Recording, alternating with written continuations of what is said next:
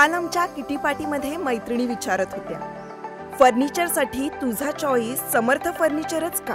कारण समर्थ फर्निचर मधील 70% फर्निचर हे त्यांच्याच वर्कशॉपमध्ये बनवलं जातं आणि म्हणूनच समर्थ मधील फर्निचर हे मजबूत आणि लॉंग लाईफ आहे आणि किंमत मार्केटपेक्षा reasonable. Samarth furniture and mall, Gulewadi, Sangamner, Kolhar गोटी हायवे, सुगाव बुद्रुक, तालुका अकोले, जिल्हा अहमदनगर. ज्यांनी आता हिंदेरी येथे शालेय विद्यार्थी असेल, गावकरी असेल, त्यांना मार्गदर्शन केलं असे डॉक्टर संदीप गुरुजी, ॲडव्होकेट किरण जुरूरके सर, राजू दीक्षित सर, रामभाऊ राणे, बादशाह गुंजा, कानवडेताई, मिलिंद टपाल, शशिकांत मतकर, कुलदीप ठाकूर, अक्षय थोरात, मिन्नाथ शेळके, दिलीप कोल्हे, आशिष कानोडे, योगेश शेटे, कोल्हे महाराज, प्रमोद ज्ञानेश्वर, दत्ता, राजेंद्र, प्रशांत, अक्षय, शिवा, भरत, मयूर, स्वप्नील, सचिन, आशिष, महेश, सुधीर. परंतु आज ह्या तरुणांनी खऱ्या उत्साहाने शहागडाची असेल किंवा आपल्या गावची असेल एक वेगळी ओळख करण्यासाठी जी धडपड चालली, त्यामुळे त्यांचं नाव घेऊन त्यांचा सन्मान करणं कुठेतरी मला योग्य वाटतं, म्हणून त्यांचा नामोल्लेख केला. बऱ्याच खंत व्यक्त केली का संगमनेर मध्ये शहागडासारखं पवित्र ऐतिहासिक ठिकाण असताना सुद्धा इतके वर्ष ते दुर्लक्षित राहिलं गेलं.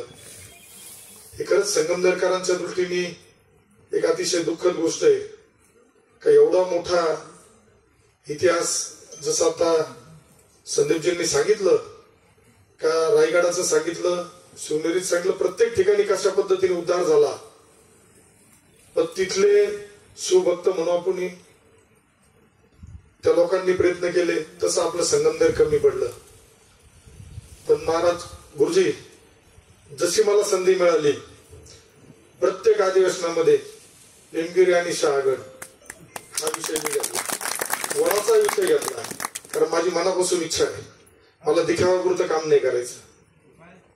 आणि मला बी विश्वास आहे, खात्री आहे, प्रेमादेवीला सुद्धा माझ्या हातातून काहीतरी करून घ्यायचंय, म्हणून मला या तालुक्याचा आमदार व्हावं लागलं असं मी म्हणल.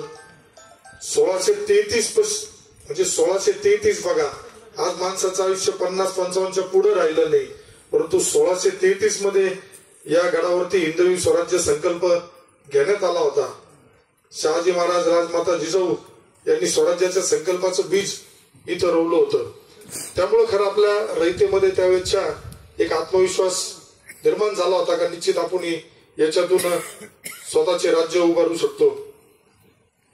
आता जी माहिती मी घेतली, मी जास्त खोलात गेलो नव्हतो, कारण माझं काम जास्त खोलात न जाता तुमच्या सारख्यांनी सूचना करायच्या, डांगे सर सारख्यांनी अभ्यासू लोकांनी सांगायचं आणि ते पुढे घेऊन जाण्याचं काम मला करायचं असतं.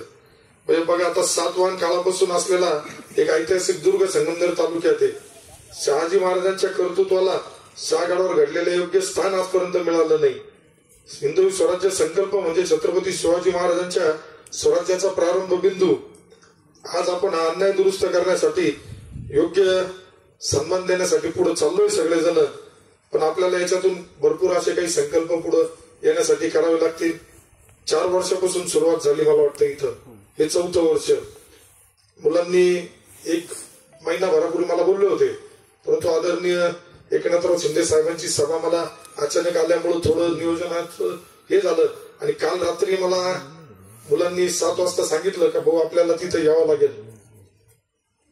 ते बोलले भाऊ थोडी गर्दी कमी जाता. म्हणलं आपण गर्दीमधला माणूस नाही, गर्दीतला आमदार नाही, आपण दर्दी मधला आमदार आहे. त्यामुळं तुम्ही जरी गुरुजी म्हटले का संख्याबळावर, परंतु एक माझी ख्याती आहे, माझी एक पद्धत आहे कामाची, मी ते संख्या बाकीचं पाहत नाही.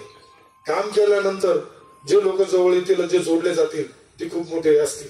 कारण सुरुवात करताना तर सगळ्यांना एकट्याला चालावं लागलं होतं. आज जुना इतिहास बघितला असेल आपण, तर आपल्याला सुरुवात कोणाला तरी करावं लागते. आणि आज या तरुणांनी सुरुवात केली. महाराष्ट्राच्या कानाकोपऱ्यामध्ये आपल्या शहागडाचा उल्लेख झाला पाहिजे.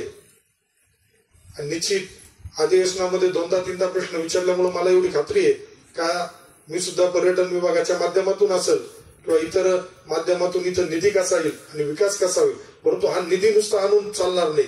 तर यासाठी तुम्हाला आम्हाला आपल्या शहागडाचा महिमा, शहागडाचा इतिहास हा आपल्याला पुढे प्रत्येकाला सांगावा लागेल. आजच्या सोशल मीडियाच्या कालावधीत असेल किंवा आपल्या आज संगमनेरमध्ये बघितलं असेल का हिंदुत्वाची एक संख्या मोठ्या स्वरूपात वाढलेली. महाराजांवर प्रेम करणारे खूप लोक आहेत. छत्रपतींचा इतिहास लहानपणी शाळेत आम्ही शिकलो, परंतु तो शिकताना गुरुजी जसा आम्हाला आला तसाच आम्ही पुढे घेऊन गेलो. त्यामुळं मला सुद्धा लहान मामाचं गाव निमगाव बागा असल्यामुळं, मावशीचं गाव पेमगिरी असल्यामुळे थोडी माहिती होती.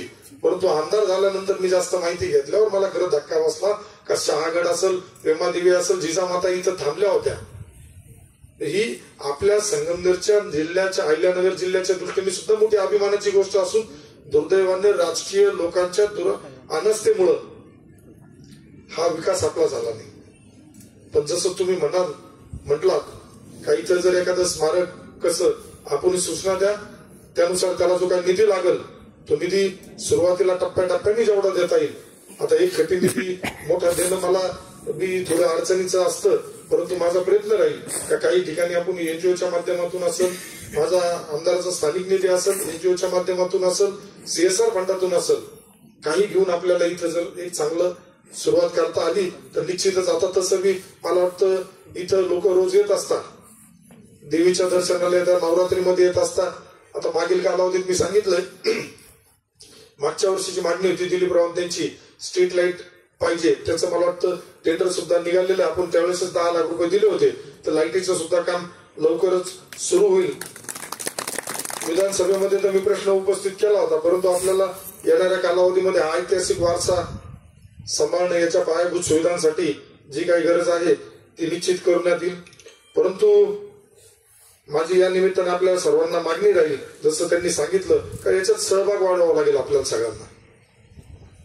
प्रत्येक गावकरी असेल, तालुक्यातील प्रत्येक गावातील काही जण असेल, महेश तुम्ही लोकांनी एक आपली वेगळी एक फळी पोरांची, प्रत्येक गावातून 2-2, 4-4 पोरं तुम्ही या संकल्पनासाठी पुढे घ्या.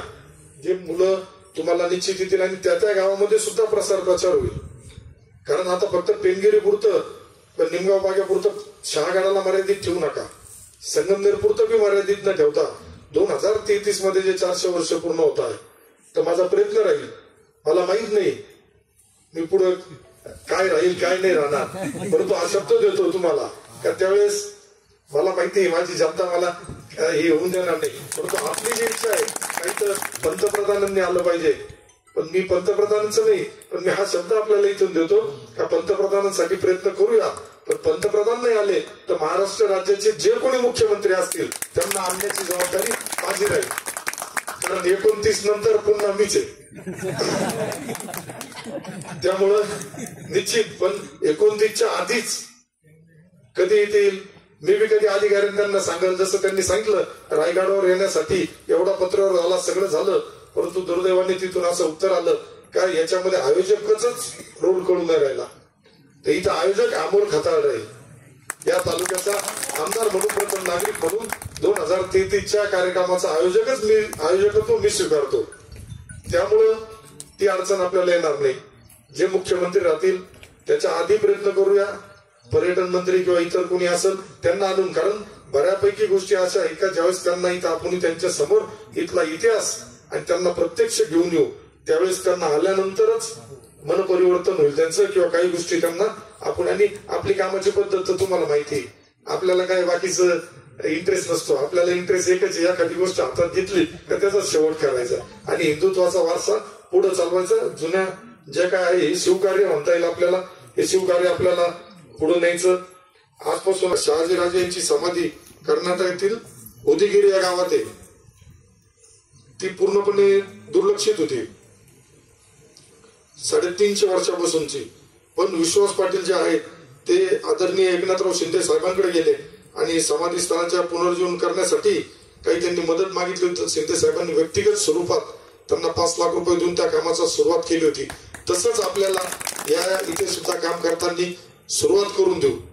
सुरुवात झाल्यानंतर आपल्याला माहिती आहे टप्प्याटप्प्याने खूप मोठ्या स्वरूपात, परंतु हा संकल्प आपल्याला आज इथं करायचा आहे का शहागडाचा विकास, शहाजी राजे, जिजामाता, छत्रपती शिवाजी महाराजांचे मावळे म्हणून आपण काम करतोय. मला आठवतं निवडणुकीच्या वेळेस आपण नारा दिला होता, हर हर महादेव. कारण माझ्या बरोबर दिसताना संख्या कमी दिसायची गुरुजी. त्यावेळेस काही जणांना वाटायचं, पण मी सांगितलं होतं छत्रपती शिवाजी महाराजांचा जो गनिमी कावा आहे, त्या गनिमी कावा आम्ही लढलो आणि त्या गनिमी काव्यामुळं आज कुठंतरी हा संगमनेर तालुका एक श्वास मोकळा घेतोय. आणि हा मोकळा श्वास घेताना ज्या जुना, आता बऱ्याच गावांमध्ये आईल्या देवींचं बारव आहे, सांगायला हरकत नाही. एक गाव आहे त्या ग्रामपंचायतीने डायरेक्ट बारवच बुजून टाकलं आणि ग्रामपंचायतचं कार्यालय त्याच्यावरती बांधलं. या संगमनेर मध्ये असे संस्कार लोकांवर दिले गेले आणि त्यांना पाठबळ दिलं गेलं. पण 8 महिन्यापासून आपली संस्कृती, आपले महापुरुष असेल, त्यांच्या जयंत्या असेल, उत्सव असेल, सगळे या संगमनेरमध्ये सुरू झाले. आता मी तर काय माझ्या जन्माच्या आधीपासून काही गोष्टी झाल्या. विलासराव देशमुख मुख्यमंत्री असताना जन्माचा तिथीचा तारखेचा घोळ झाला, ते घोळ झाला म्हणा किंवा ते त्यानुसार सुरू झालं. पण मी आमदार झाल्यानंतर मी तारीखही पाहिली नाही, तिथही पाहिली नाही. राजांची जो मिरवणुकीचा उत्सवाचा कार्यक्रम आहे, मी तारखेला घेतला आणि तिथेला घेतला. कारण महाराजांचे विचार पुढे नेणं, त्यासाठी रोज जरी आपण इथे कार्यक्रम घेतले तरी ते कमी आहेत. त्यामुळं आपल्या सर्व तरुणांना मी विनंती करेल की अतिशय चांगल्या पद्धतीने आपण नियोजन केलंय. पुढील कालावधीमध्ये इथंच पुढच्या वर्षी इथं जागा कमी पडेल अशा पद्धतीची आपली तयारी ठेवू. कारण ज्यावेळेस असे कार्यक्रम होतील, ते कार्यक्रम राज्याच्या कानाकोपऱ्यात जातील, देशाच्या कानाकोपऱ्यात जातील, त्यावेळेस निश्चितच बाहेरील लोक, अभ्यासू लोक खूप आहेत ज्यांना अभ्यास करायचा, पण त्यांना आपल्या तिथपर्यंत जाणं गरजेचं आहे. आणि आज आपल्या माध्यमातून, गुरुजींच्या माध्यमातून, गुरुजींनी चांगला आपला शाळागाळाचा अभ्यास केलाय. तुम्ही आम्हाला सूचना करा, त्यानुसार जसं तुमची मागाशी सूचना आली काही विधानसभेमध्ये जून महिन्यातला 6 ज्येष्ठ त्रयोदशीचा विषय जो आहे तो आपण मला सांगा. माझ्याकडून येणाऱ्या नागपूरच्या अधिवेशनामध्ये, हिवाळी अधिवेशनामध्ये तो प्रश्न मी निश्चित उपस्थित करेन. कारण मला खरंच सांगतो, मला अभिमानाने मी म्हणल हे प्रत्येकाच्या भाग्यात, प्रत्येकाच्या आयुष्यात नसतं. 40-40 वर्ष ज्यांनी मंत्रिपद, आमदारकी उपभोगल्या, त्या लोकांना कधी शहागड दिसला नाही, पेमादेवी दिसली नाही. आणि एक सांगल, ह्या पेमगिरी गावचा अनुभव सांगल. माझ्या निवडणुकीच्या आधी या गावामध्ये काहींनी युवा संवाद मेळावा रॅली सुरू केली होती. पण त्याच्या दुसऱ्याच दिवशी या पेमगिरीच्या तरुणांनी त्या रॅलीला मोडून काढून इथं मोठ्या संख्येने आपल्या विचाराबरोबर प्रवेश केला. आणि त्याच दिवशी संगमनेर विधानसभेचा निकाल हा जाहीर झाला होता. आपल्या डोळ्यांची काळजी घेणारं पोखरकर नेत्रालय आता नवीन ठिकाणी सुसज्ज आणि अद्ययावत स्कायलाइट मल्टी स्पेशालिटी हॉस्पिटलमध्ये. डोळ्यांचे विविध आजार, ऑपरेशन्स आणि उपचार आता एकाच ठिकाणी. मोतीबिंदू, काचबिंदू आणि medical retina specialist doctor Santosh Kishor Pokharkar करणार आपल्या डोळ्यांच्या सर्व समस्यांचं परिपूर्ण समाधान. ठिकाण स्कायलाइट मल्टी स्पेशालिटी हॉस्पिटल, देवाचा मळा, बालाजी अपार्टमेंट जवळ, संगमनेर. संपर्क 02425 29 91 90 आणि 8108 17 63 65.